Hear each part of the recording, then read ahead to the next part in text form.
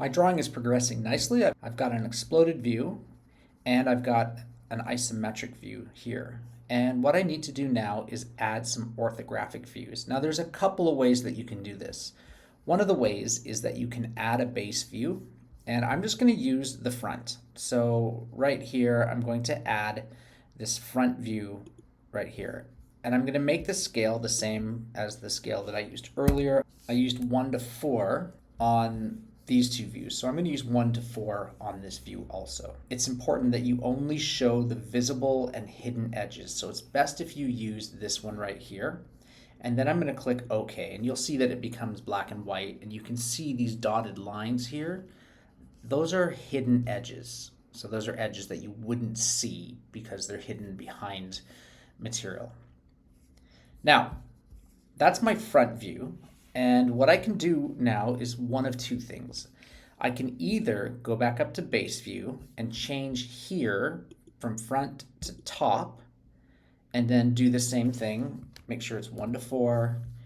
I'm going to add it, and it needs to go on top of the front view. This is important.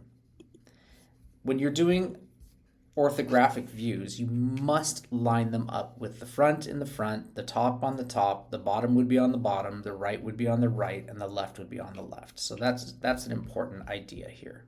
And then I'm going to click OK. And once again, you can see this is my top view with the dotted lines being the edges that you would not be able to see.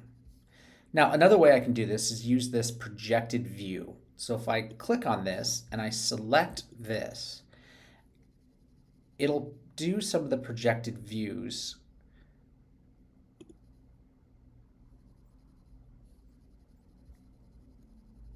I can pull it to the left, and then I can pull it down. Now that's showing me the top right there. This is showing me the bottom. I'm going to put it up here for now, and then click OK. And then I can drag this down to the bottom. So that's just another way to do that. You can use the projected view right here, and then it'll copy all of your relevant information right in there. So that's kind of a nice feature. So now I have my orthographic views. Thank you for watching.